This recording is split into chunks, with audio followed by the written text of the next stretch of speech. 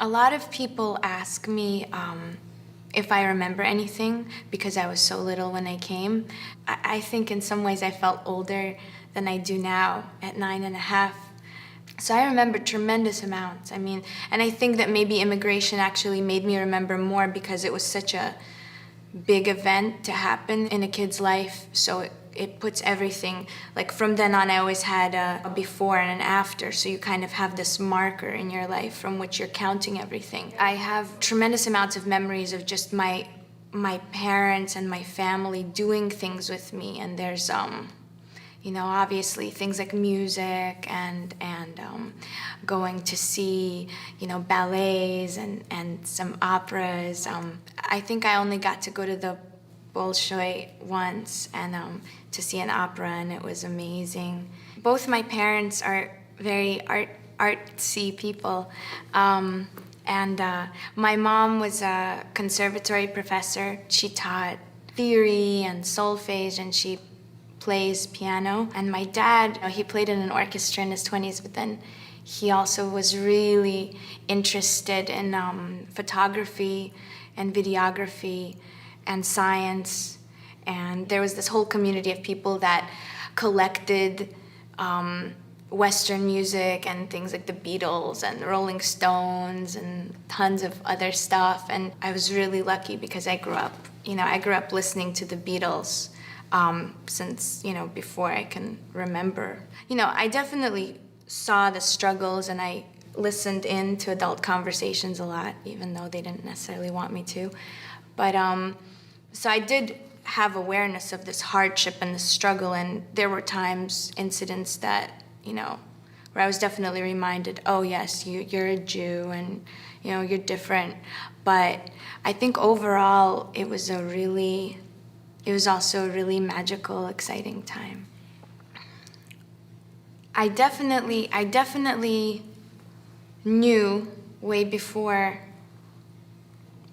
my cousin knew, because I have a cousin who's the same age as me, and 2 weeks and 1 day older than me, and we're like very independent twins, I guess. But I've always liked hanging out and listening to adults have conversations, and I started seeing things about letters from America, and the word America kind of came into my consciousness, and then I became convinced that we were leaving. I understood it, and I went and I told my cousin, and she didn't believe me. And she went, and right away she asked Grandma, and at that time it was you really couldn't talk about it. Like, everybody waited till the last possible minute, and Grandma said, "We're not going to America, but we're going south." And so we just envisioned these like really warm, tropical, Jungle Book locations, and we would have these prolonged conversations about, I'm gonna have 2 pet lions and a cheetah and a parrot, and then, she would say, no, and I'm gonna have, a herd of zebras, and we for some reason decided that it was Jungle Book, and we'd be able to talk to animals. When we got to Vienna, I remember the feelings of like just herds of people. You were always with people, and it was hard. There were like some elderly people in wheelchairs, and people were moving them in suitcases and things, and you just saw a lot of panicked faces everywhere you looked. But when we got to Vienna, we stayed in a room, and there was bunk beds, and there was no floor because the whole room was bunk beds. And we were traveling as 6 people with extended family, and then there was another elderly couple there, and it was just kind of a thing. You really did feel like you were in some sort of a, I don't know, like strange camp or something. It's like you're in Italy in the summer, and it's beautiful, but you can't have gelato. You can't have this, you can't have that, because you have no money.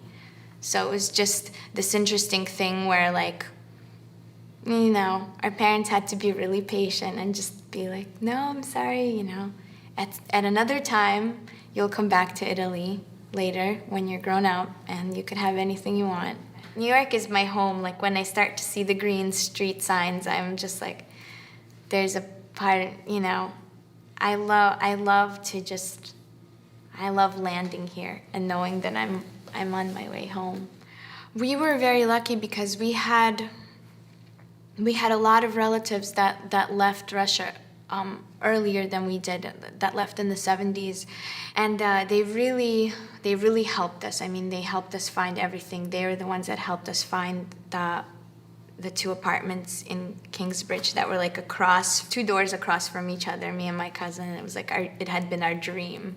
And our parents were really serious about being interested in Judaism. So the Kingsbridge Center of Israel, where, they still go, and my brother was, he had his bris there and his bar mitzvah there, and he's the first American in our family.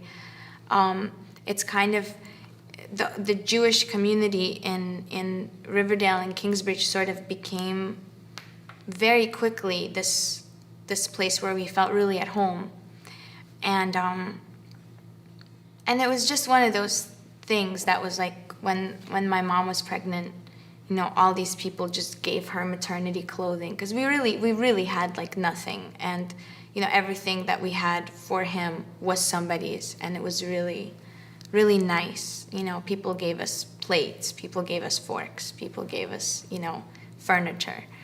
And I think about that a lot. I think about what my parents left and what their sacrifices were, and most of the time when I look at them, even when they struggle or they have certain struggles,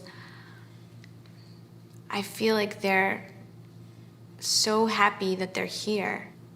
They have such calm that they have here that they wouldn't have there. They really love going to synagogue, and they really love that both me and my brother get to do what we want. And my mom is a teacher in Yonkers. The school where she used to teach is called Parker Elementary, and teaching and learning are just, they're some of the most exciting things to me to do. And so, right now I'm in the learning stages, but maybe someday I'll teach something. It's like when somebody asks me where I'm from, sometimes I just say the Bronx. And then I think that doesn't really make sense.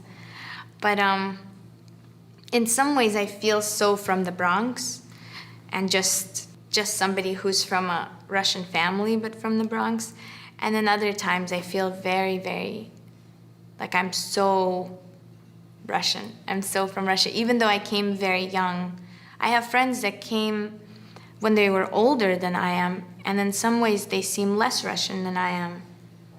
But I think it's just because I really love I really love the culture and all the arts and the books, and I just get so, I guess in some ways I'm a Russophile.